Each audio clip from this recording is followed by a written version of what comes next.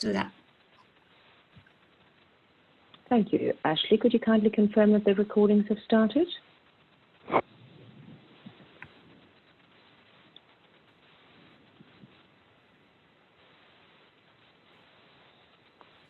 Wonderful, the recordings have started. Good morning, good afternoon, and good evening. Welcome to the 5th webinar of the At-Large Capacity Building Program 2020 on the topic of DoH, DoT, benefits, drawbacks, and way forward on Monday, the 7th of September at 2100 UTC. This webinar is scheduled for 60 minutes. Holly Rach is our presenter, and Joanna Kulesa will provide a brief introduction shortly after my introduction. We will not be doing a roll call as this is a webinar, but attendance will be updated on the Agenda Wiki page. We have French and Spanish interpretation on our call today, so a kind reminder to please state your name every time you speak to allow for interpreters to identify you on the other language channels as well as for transcription purposes. We also have real-time transcription. The link is on the Wiki agenda page, and I have also displayed this now in the Zoom chat. It's also very important to speak at a reasonable speed and clearly to allow for accurate interpretation. All lines will be muted during the presentation and open for questions and answers at the end of the presentation. If you are in the Zoom room, please raise your hand and the moderator will make note of the speaking queue. Or if you do type your question in the chat, we have the format of how to ask a question, and this again I have just posted in the Zoom chat. We will keep track of all the questions and these will be addressed during the Q&A session. Or please do raise your hand to ask them over the audio channel. It's always more interactive. If you are only on the phone bridge, please speak up and you will be added to the speaking queue. With no further ado, I will hand the floor over to our moderator, Joanna Kulesa, co-chair of the At-Large Capacity Building Working Group. Thank you all for your attention, and over to you, Joanna. Thank you very much, Gisela. This is Joanna Kulesa for the transcript record. Welcome to yet another webinar on one of the technical aspects of DNS and internet governance in the broader sense. We are looking at a lovely acronym that has gathered quite some interest from the at-large community and beyond, DoT, and we have a most appropriate speaker for that topic, who is Holly Rach. For those of you who might be new to the at-large, Holly has an extensive experience when it comes to the DNS, to internet governance. She has been a lecturer with the law faculty and the Department of Media and Communications and has extensively taught in Australia and beyond. You can see our agenda in the link that Gisela shared. The outline for this meeting is quite predictable. I will try to be as brief as I can, going under the 5 minutes that have been appointed to me, leaving 30 minutes for Holly for a presentation and a pop quiz. We would like to hear back from you how effective this meeting is in terms of introducing the DoT protocol and everything that it holds. We've also accommodated 20 minutes for the Q&A session. As Gisela indicated, we welcome interactivity.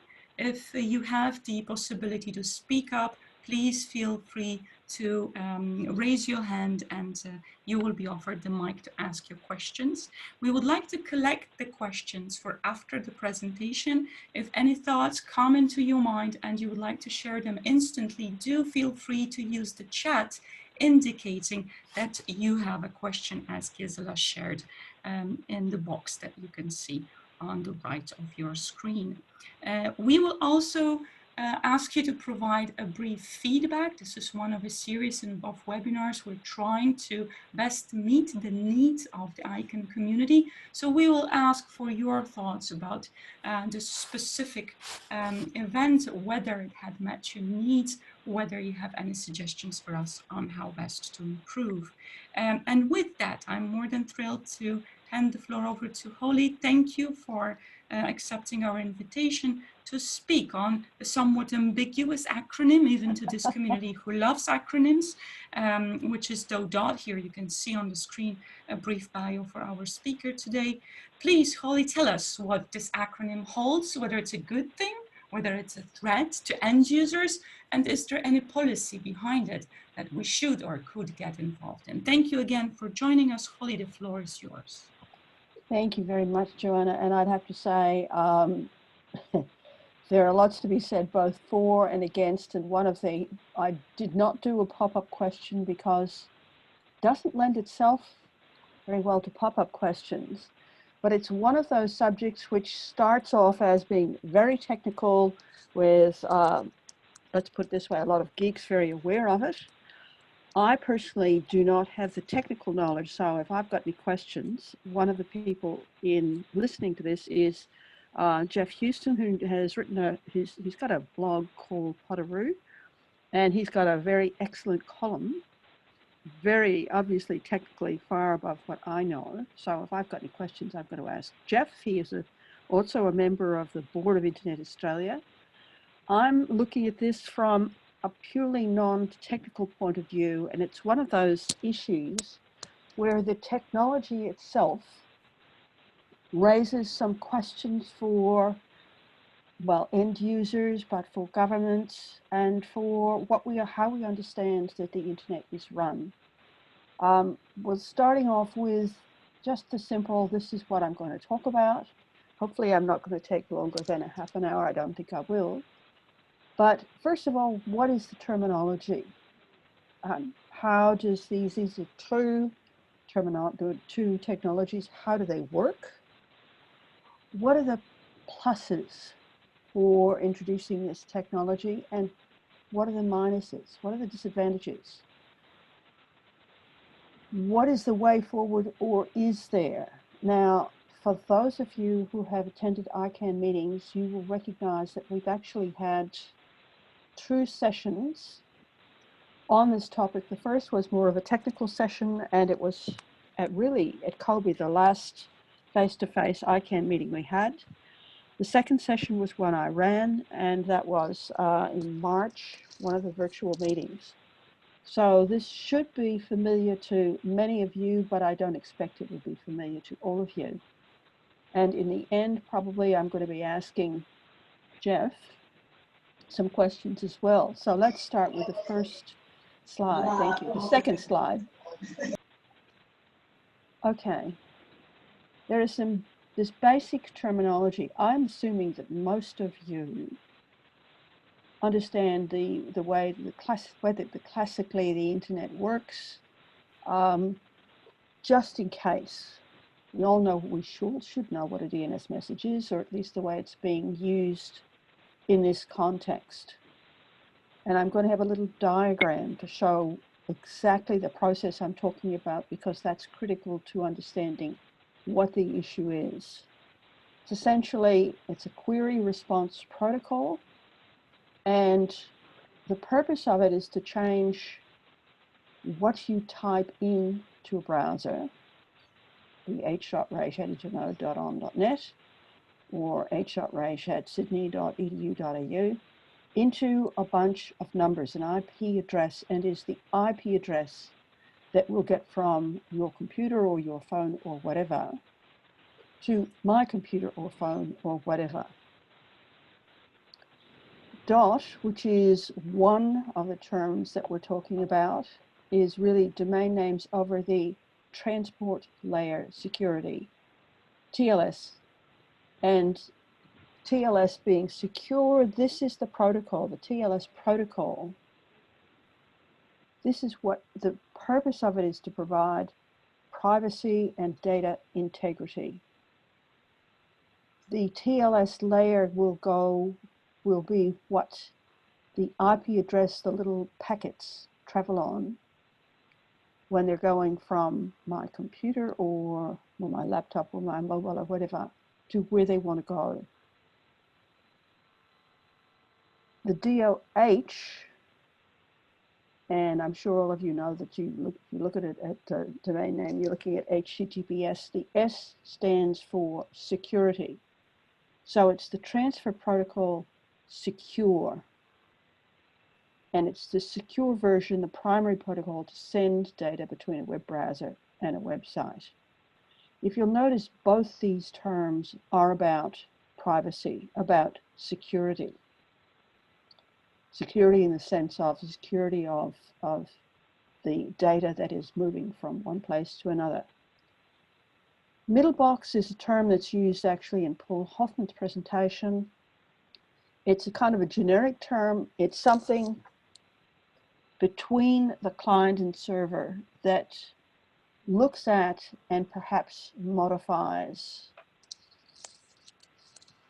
the transit. It might be a firewall, or it might be how you introduce filtering. It might be something that actually looks at the content, but it's something between when your packets first ask, where do I go?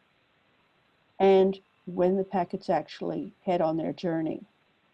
I hope that makes sense. It will in a minute. May I have the next slide, please?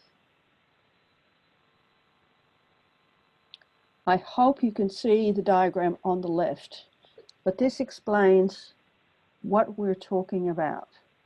If you look at the diagram, start from the upper left. I type in an address. Say I type in @largeicann.org, ALAC. That goes to a resolver, and the resolver goes, well, I have to find the numbers that will send these packets on their way to this address. So the packets start from the resolver. They head up here, which is the root server that used to be called IANN, now it's called PTI, and say, where do I go? Well, what IP address, what beginning IP address is going to send me in the right direction? IANN or PTI is going to say, well, actually, you need to go to the DNS and to org. That would be PIR. We all know about PIR, Public Industry Registry. Oh, okay. Now that I've got that information, I know I can go to ICANN. Then I know when I come back on this trip, is it large? So you've had a send in response to get the set of numbers, the IP address that goes back to me and says, okay, now we've got the roadmap as to where we're going. Let's go. Why did I spend that much time? To make a point that these trips are in red. They are in red to say they are unencrypted. And this is where the issue lays, and it was this area that's unencrypted that began to be of concern.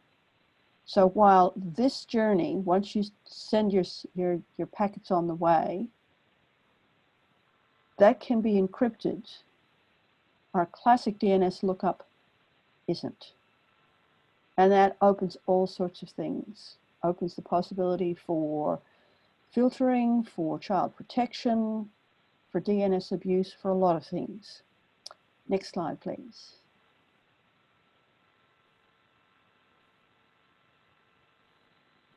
Could I have the next slide, please?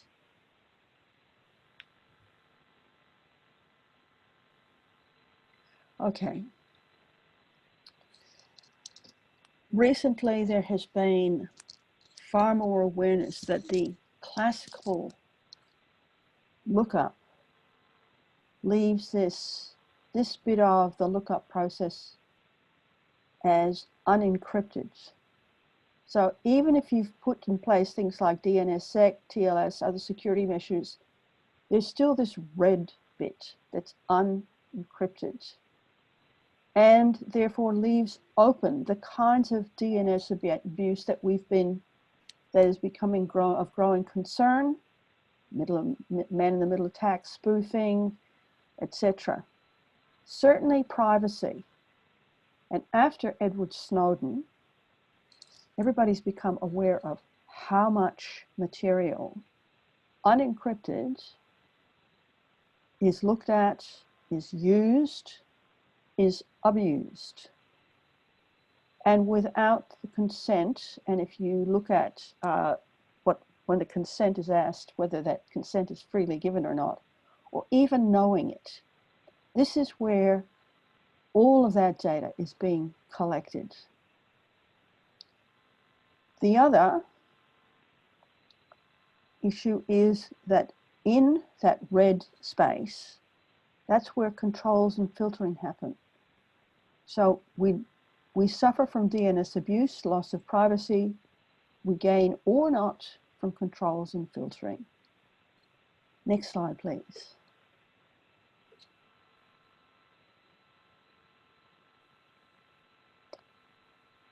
To make the point more clear,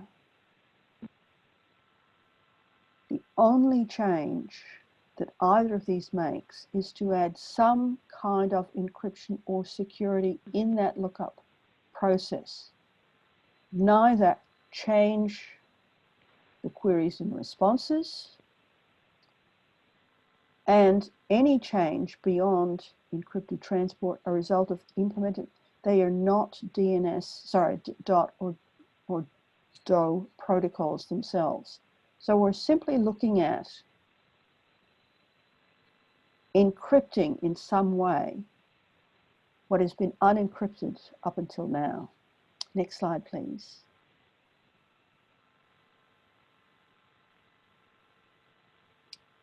Okay, back in 2016, there began to be an awareness of both the good and the bad stuff that happens because of the unencrypted nature of the DNS lookup process. What happens with DoT, putting this in hopefully my language, probably not Jeff's language, you add encryption with a TLS. So thus you get domain name system over TLS. And it's just between the end user's computer and the recursive resolver. That's the first hop in my diagram, not later. So in Paul's words, this is designed primarily as a more private transport for DNS messages. Could I have the next slide, please? This is the illustration for what it would look like in the DNS lookup process for a home network. That's not encrypted from the browser to the computer. That's encrypted. This is the whole recursive resolver process, which I pointed to, and that's not encrypted. What that does is it breaks connection between who you are and where you're going. Next slide, please.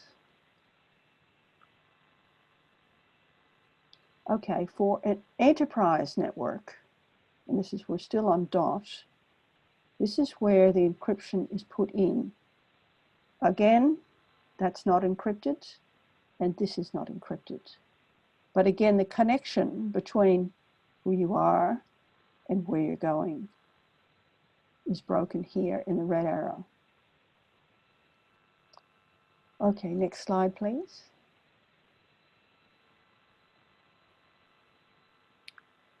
DoH is a bit more sophisticated. It is a later version of how do you protect or how do you add privacy and to the actual lookup process. And again, this is from Paul's presentation. The message is excuse me, wrapped in HTTP messages and transported over the TLS. So you can see there is more protection or encryption. It allows servers to push DNS responses before being requested, and it's primarily designed to encrypt. This is what we're worried about, DNS traffic for applications. And there's another party in the ICANN world that came up with their own ESAC paper. It's available on their website. ESAC 109 was released about the time of the March meeting when the second of the DoT sessions was held. Hide DNS transactions. So as the TLS is carrying the packets, because the actual DNS transaction is hidden in the HTTPS, it simply passes through. There has been a lot of interest in both DoH and DoT, as you can imagine, even up to the government level. The US Congressional Research has issued a paper just to explain in words of one syllable. And interestingly, they don't talk about DoT. They only talk about DoH. And in their words, in the content of a DNS query is visible only to the user's browsers in the DNS, not to third parties. And this is the critical bit. This is the one where you get both the lack of privacy, the gathering of data, and possibly, well, assuredly, security breaches. Next slide, please.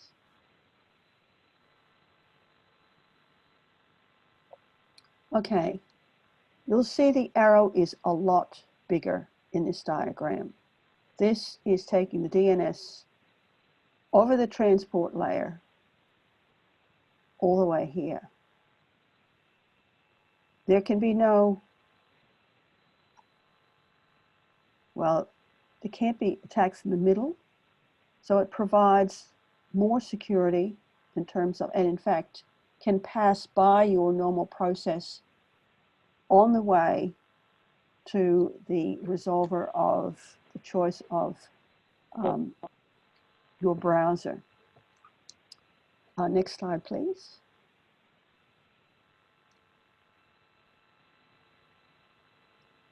Okay.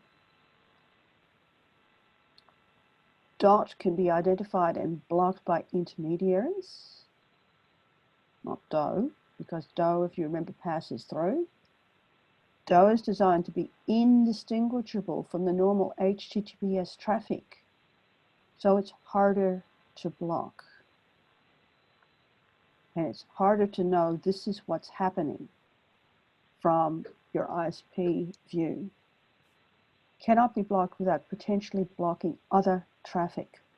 So in fact, in one way it's more secure, but that raises some other issues as well. Next slide, please.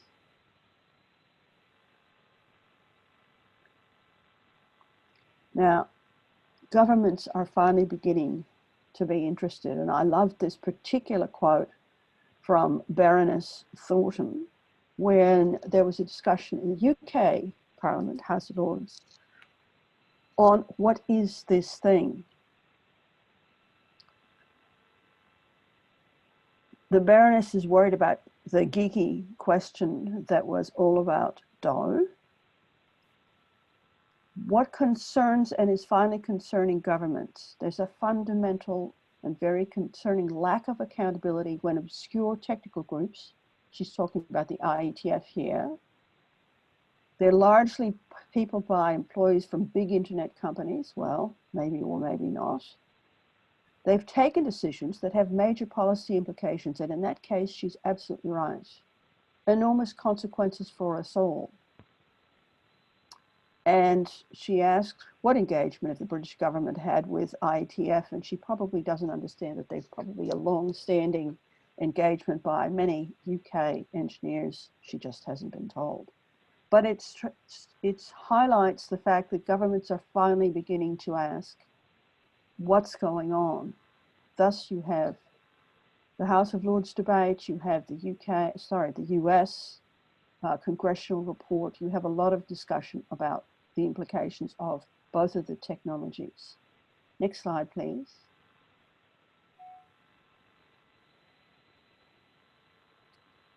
For both of them, and we're talking about the pluses here, why would you do this? It's privacy. Where you, as an individual, are going is encrypted for both of them. The connection will make sure there's no connection between you and the recursive resolver. For longer, for the whole trip over HTTPS, DoH protects. So in fact, where all that data is collected that we worry about. In both technologies, the connection between you and that data is broken. Next slide, please.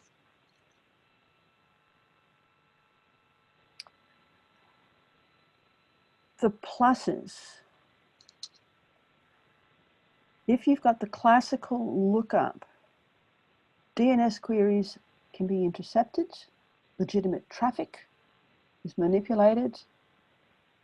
As a result, aside from the security issues about that, services can be unavailable or delayed. All of that information about you and where you're going is harvested. Other malicious activities, the DNS abuse categories. Because we're now on DoH, those things are prevented. Certainly from a security point of view, man-in-the-middle attacks, DNS abuse, spoofing, and so forth is presented. Those are the pluses. Next slide, please.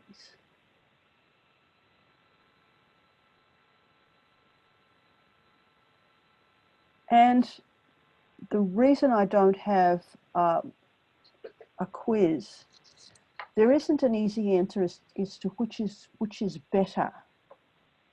There's good and bad sides. So what is prevented? Internet service providers can have firewalls. You can prevent website. Oh, what happened? Oh, no. There. You can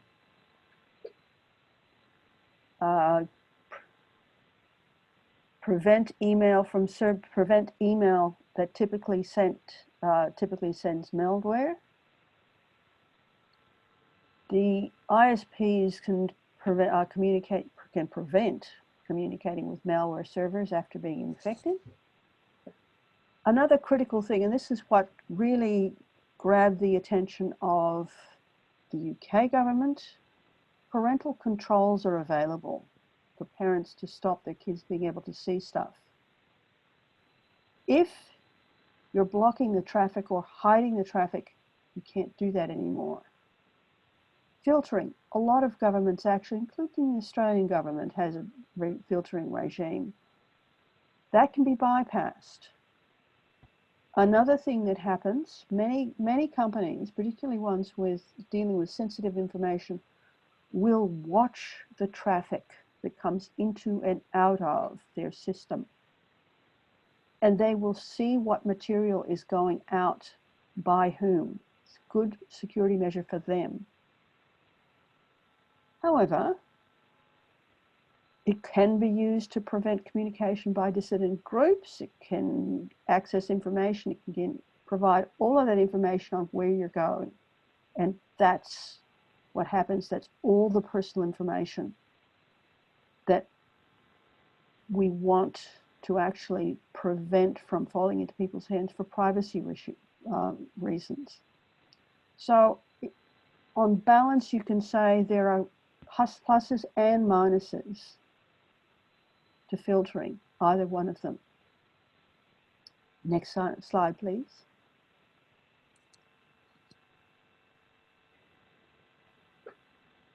Okay, the benefits. There's a single set of DS policies to understand. There can be larger caches leading to faster responses. This is one of the things that both Paul and the ESAC pointed out, and that is if you have traffic being sent to just the chosen resolvers of the ISP, you're actually narrowing the place where packets can go and possibly creating a target for bad actors, if you will, for denial of service attacks and so forth, malicious actions. And because there are fewer places for the packets to go, there is the possibility of slowing web traffic down. Again, what you see is there are some pluses here and there are some minuses. Next slide, please. Okay, where are we up to? If you use Firefox, they have what's called the Trusted Recursor Resolver program. They've only got 2 resolvers, Cloudflare and Next DNS. So the packets are going to one of 2 places. They are bypassing the normal process, the classical DNS lookup process, and they're going to their own trusted resolvers. Chrome is testing, not sure how far that's gone. Google has automatic encryption. Microsoft is starting to look. So this is not a theoretical problem anymore. This is here, it's now, and in fact, I'm sitting on my computer, which uses Firefox and Mozilla. So that's what's happening to me. Next slide, please. From Paul's paper, unless the middle box and the associated computers are configured in such a way as to provide the middle box, which suggests there may be a way to preserve some of the anonymity, but allows some of the middle box controls. Certainly, I think that's being looked at because that's where some of your protections lie. That's where some of the parental controls lie. That's where some of the filtering happens. We may be able to actually move away from the classical DNS, but we may be doing it in a way to preserve some of the pluses. The middle box still knows endpoint of the traffic. If it's got one IP address, it can assume the encrypted traffic can enforce local policy. So there is some possibilities that even if you have DoH or DoT, you may be able to preserve some of the positives, the privacy, the filtering, and so forth. I'm not a technologist, and I would hope that Jeff would talk to both possibilities. Next slide, and I think that's it. Thank you. Yeah, okay, useful links. If you go to ICANN's website, you will find that the 2 meetings where this was fully discussed by Paul Hoffman and others, the 12th of March in 2019, a year later, this was last March, and this was the first of the online meetings. Those 2 things and the slides are available. Paul's paper is available, he's with Octo. The ESAC paper is available from the ICANN website. The Council of the European National Top Level Registries has done an issues paper. It's only over DNS or it's only DOT, it's not DOT. US Congressional Service, there's UK parliamentary debate. So there are lots of papers. I think the best thing to do is start though with the ICANN website, with Paul's paper, and with the ESAC paper. I think that's the last slide. Thank you.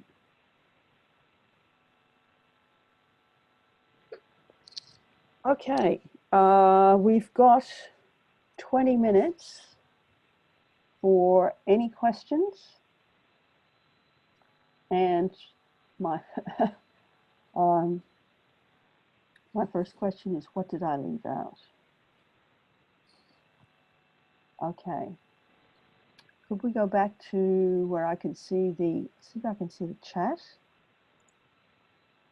Okay. Jeff.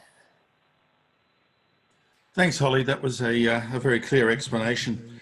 Perhaps I could just give you a bit more detail. And just for the record, my name is Jeff Houston. My name is Jeff Houston, and I'm with APNIC.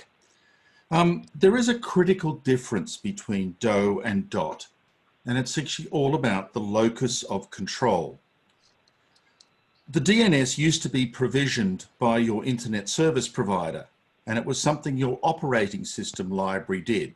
No matter what application you were running, all the queries got funneled down the protocol stack, came out through the operating system, got sent to the internet service provider, got resolved. Now, DoT, DNS over TLS, doesn't change that picture. DoT is typically implemented as an operating system transport protocol, and the whole idea that applications don't worry about the DNS is left alone. So in some ways, DoT is infrastructure as we knew it. Why DoH excites so much reaction is that DoH is typically implemented on an application basis. So I might run both Mozilla and Firefox. I might run an electronic mail service. I might run any kind of application. And that application may choose to query the DNS using its own preferred resolvers without reference to any other application on your device. So now your queries are going everywhere or anywhere. The solution proposed by Paul Hoffman to give middle boxes sort of entree into the security domain between you and where you want to go does seem almost antithetical to good security practice. Middle boxes should never share secret keys with the destinations or you. You shouldn't trust them. So that kind of solution framework you're proposing, Holly, or Paul was, actually isn't a very effective one. But as I said, the real issue that is going on here and why it's such a difficult problem is that now the DNS is not corralled into channels that are well understood. Each application has the ability to funnel its DNS queries anywhere and everywhere it so chooses without referencing the end user, without referencing national policies or anything else. And that really is why DoH is at the heart of these conversations, whereas DoT is safely corralled to one side. Thank you. Thanks, Jeff. Much clearer, and why, in fact, probably it was DoH that was the subject of some of the discussion for the congressional report, and probably some of what may have been behind the Baroness Thornton. But, and I like Olivier's comment, it's called chaos. Maybe, Jeff, you can ask or answer the question for me. There was some discussion about, it's happened in the ESSEC paper, it's happened in Paul's paper, about the centralization that possibly happens with particularly DoH, and whether that's a good or a bad thing, whether that may delay messages getting through, or whether it may, if you will, present itself as a honeypot. Okay, I'll very quickly answer that. Again, this is Jeff Houston from APNIC. It is common knowledge that the Chrome browser has about almost 80% of the internet's entire eyeball population. So in the browser world, the internet is highly centralized. Now, a lot of folk do use Google's public DNS service. Around 1/4 of users send their DNS queries via Google's public DNS. That's a lot. But the scenario is, what if the application Chrome decided by default, without reference to anyone, sending all of its queries via HTTPS, otherwise unblockable, to a recursive resolver of its choice. Yep. All of a sudden, all the DNS goes to one service point. And the chilling thought is that if that service point didn't answer jeffsfavoritedomain.com anymore, then almost irrespective of the route, irrespective of the DNS, irrespective of anything else, jeffsfavoritedomain.com is now dead. And this centralization actually places the locus of control with the dominant application, with the dominant application vendor. And that centralization creates a chilling alternate control mechanism that is well distanced from the current delegated DNS structure. And I think that's at the heart of the centralization concerns. One vendor, one operator, one provider has almost a stranglehold over the entire name infrastructure of the internet if that were to come about. Now, I stress Chrome hasn't gone that way. Chrome is still looking at mechanisms that provide some degree of either choice or use existing DNS infrastructure. So this is largely a hypothetical concern at this point in time. But would you notice it if they did it? Would you be aware if that was the new default operation? Well, of course not. None of us are. So in some ways, it could slide in without anyone even noticing. Thanks. Thanks, Jeff. I have got a couple of it's Holly Raish for the transcript records. Just a couple of comments. First to note, Olivier 1111, a single point of failure. I think you answered that. And from Cheryl, indeed, that's hypothetical. One question, and this is, let me find it. Oh, okay. From Pablo Rodriguez, CNSO Council, it seems that DO and/or DoT complements DNSSEC. How can one use it independently from DNSSEC? My answer would be it is independent of DNSSEC, but Jeff, correct me if I'm wrong. Thank you. This is just from... No, they are entirely independent. That's right. DO and DoT are transport. They stop people looking at your packets. DNSSEC is all about believing what you hear. You yourself, the end user, can you trust the answer that you got? That's a DNSSEC related question. Thanks. Jeff Houston, by the way. Yeah, Holly Raish, by the way. If you go back to my first and second slides, Pablo, what you'll see is the DNSSEC is basically what happens apart from the lookup process that's there. And it's,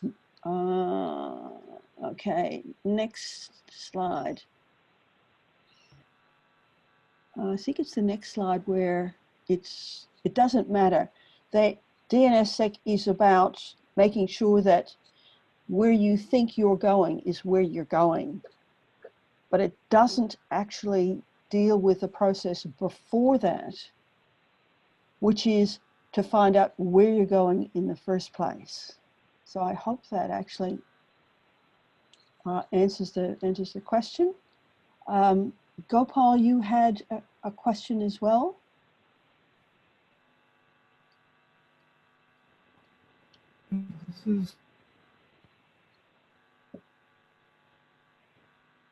We're not hearing you, thank you.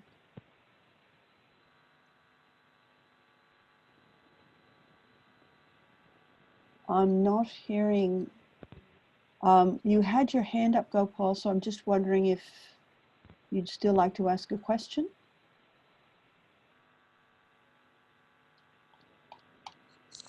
Well, are there any other questions? As you can see, this doesn't actually lend itself well to a quiz. So people are going to get a 10-minute early mark if there are no further questions. Hi, Holly, this is Joanna. If you look at the chat, we have a comment from Bruce you might want to look into. And we also have a question from Brixen. And I'm also curious if Pablo had anything more than just a question that he wanted to share, since he also had his hand up. Sure. So these might be helpful. Gopal, would you like to ask myself or Jeff a question? Are you muted? Joanna, I can't. No, I can't either. We can see you, Gopal, but we can't hear you. If you could type your question into the chat, that might be helpful. And we might want to pick up the question from Vrixen. Yes, please. Make sure so Vrixen just posted the question in the chat.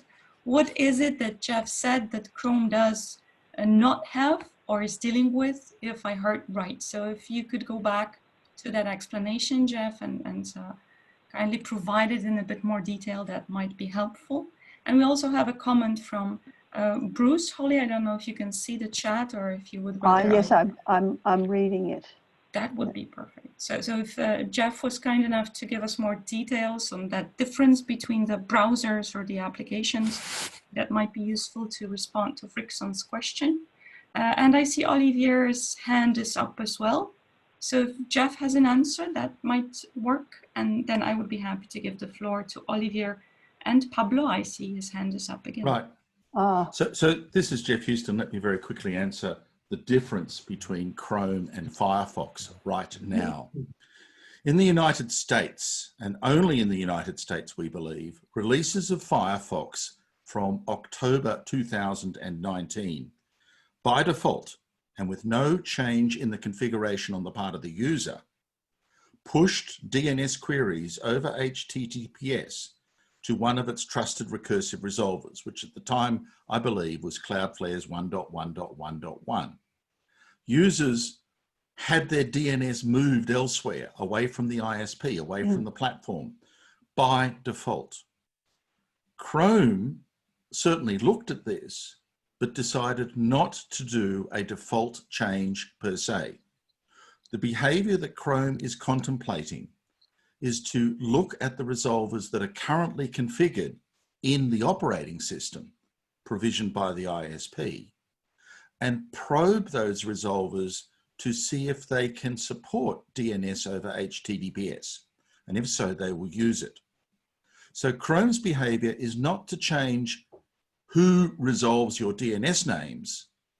Its change is, if supported, it will use those same resolvers, but in an encrypted channel. Firefox, as I said, in the US only and not elsewhere, has put in a default behavior to literally shift the DNS away to a resolver of their choice. That's the critical distinction that I was referring to.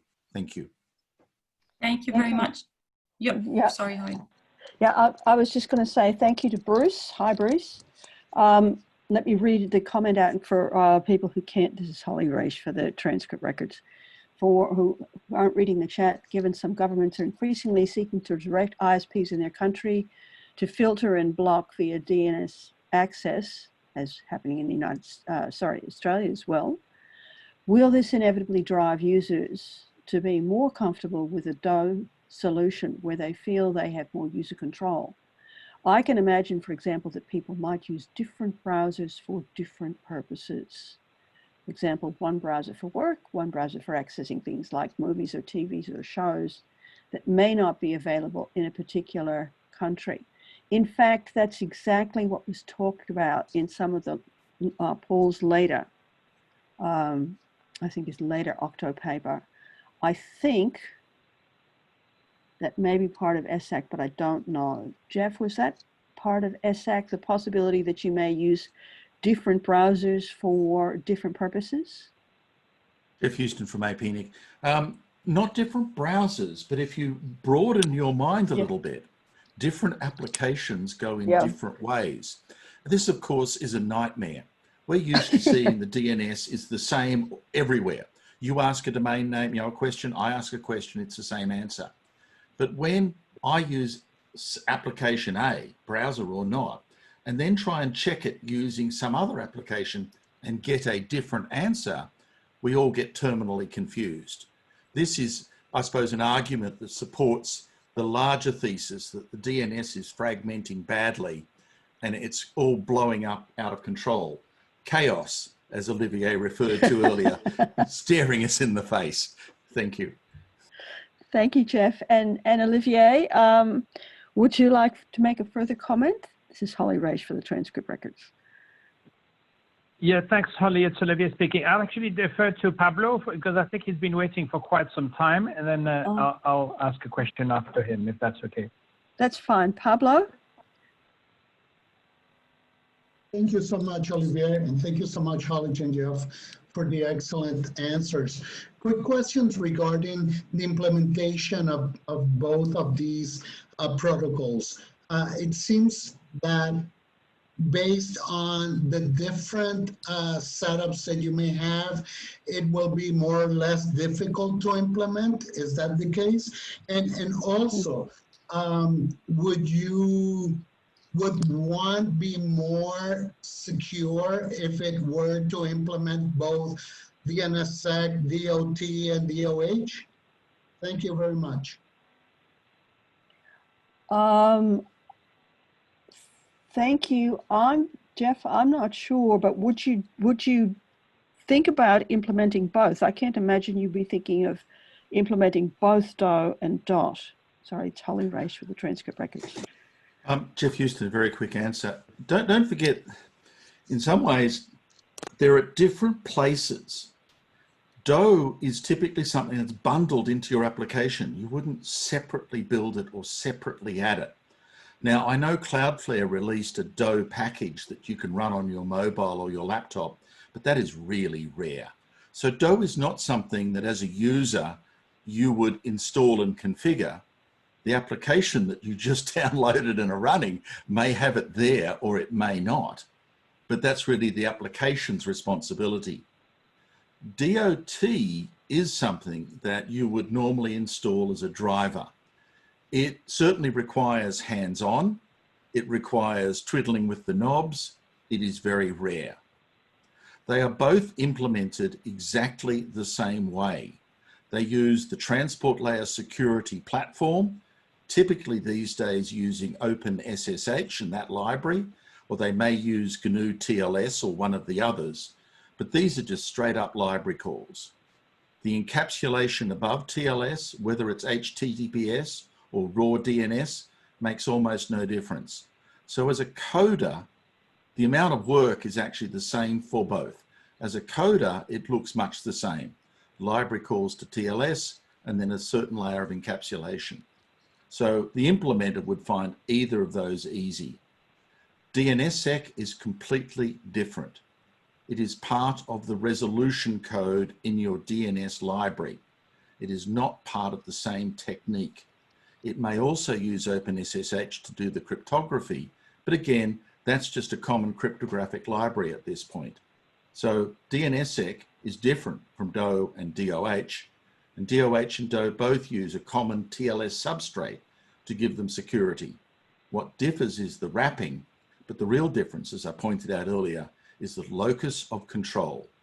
DoT is part of an operating system as we normally see it. DoH is packaged inside applications, and therein lies the issue. Thank you. Thank you, Jeff. Johanna, do we have any more questions? Because we're probably 2 minutes off the hour.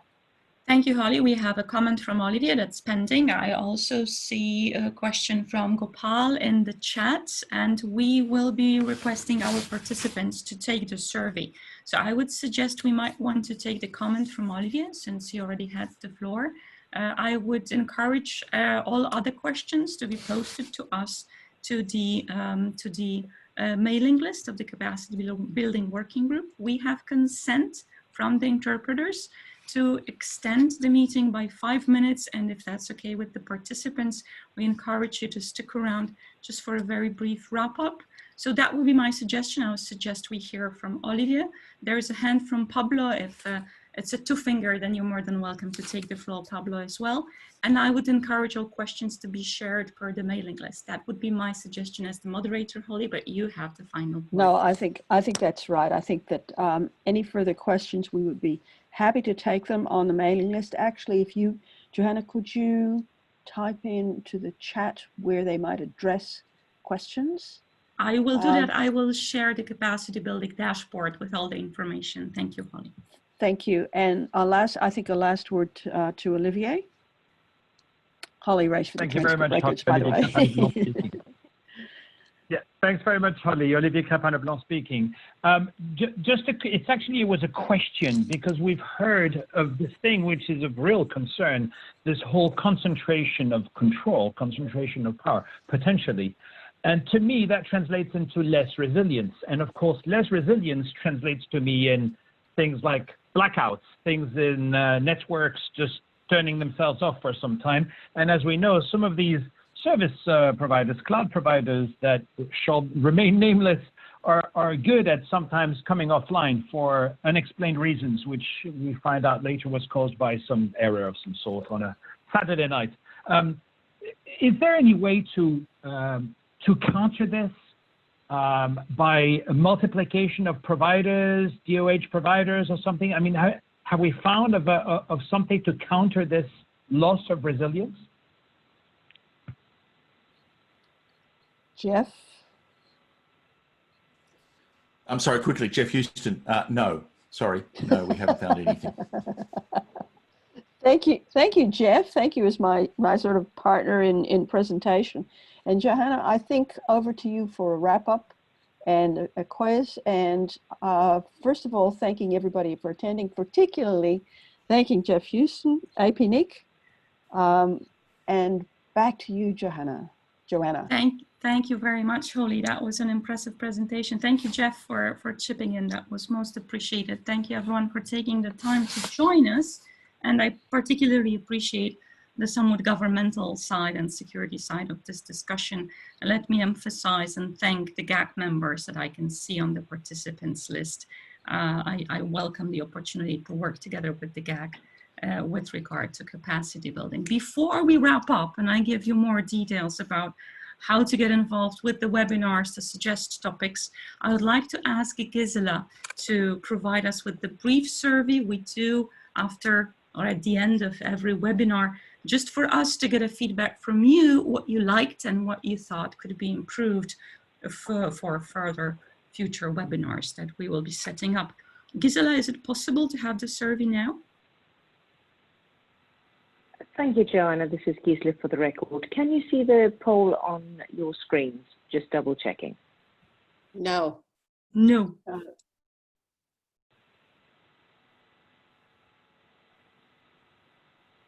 Just bear with me. Do you see it now? Still nothing on my screen, I'm afraid, Gisela. Now it's up. Thank you. Seems to be working. Wonderful. I will briefly run through the questions. So question number 1, how did you learn about this webinar? The options are Twitter, Facebook, at-large mailing list, at-large calendar, Skype, colleague, or other. I will give a few more seconds. Hopefully many will be participating. As Joanna said, can we use more than one answer? Have you tried using more than one answer? No. Sorry, this is Gisela for the record. Judith, have you tried? No. I'm not 100% on whether you can. Judith, I'm going to try and pick this up. I'm not sure that the survey allows for that at this point. This is Joanna for the transcript record, but we will note that this would be a welcome change, I understand. So you might get that information from 2 different sources. At this point, please indicate the one that got to you sooner. So choose the one that reached you first. But that is duly noted. Thank you for the question, Judith.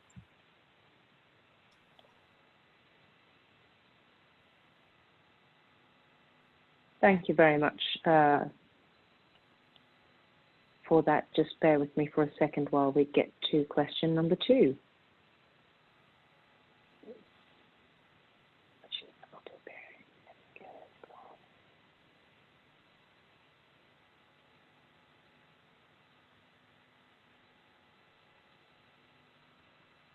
Apologies, there seems to be, this is Gisela for the record, a slight technical issue with the poll.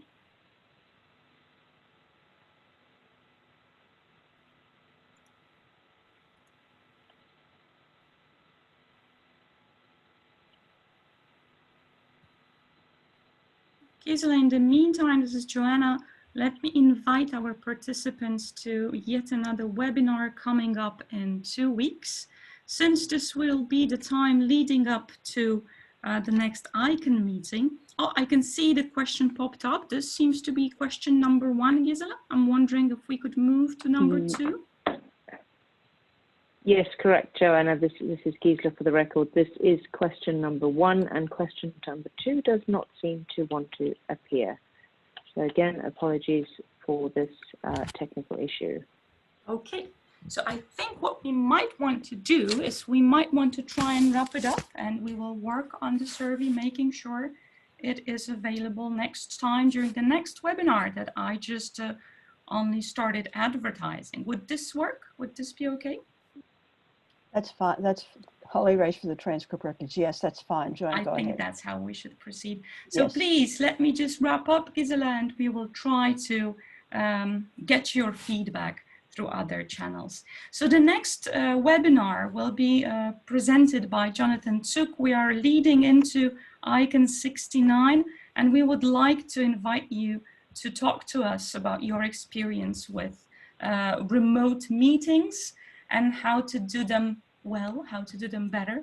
So the next webinar, the title I'm also inserting into the chat, will focus on giving better presentations, being a capacity building opportunity leading up to ICANN 69. You are all invited and more than welcome to join us on September 21st, this time at probably a little less Australia-friendly time, which will be 1300 UTC. I have inserted the link to the capacity building dashboard. You can see all the details there of the planned and upcoming meetings. You're more than welcome to join the group to try and make these meetings as useful and as smooth as only possible. I will wrap up thanking our guest speakers today. Holly, thank you so much. Thank you, Jeff, for jumping in with all of those very practical and very useful comments and observations. Thank you everyone for taking the time to join us. As already said, I welcome this as a cross-community exercise. Thank you to Alfredo, my co-chair of the Capacity Building Working Group. Thank you to our wonderful supportive staff. We could never do this without you. And thank you to all the interpreters making this a truly cross-cultural and cross-lingual exercise. Thank you, everyone. Have a good day, good evening, or good afternoon until the next webinar.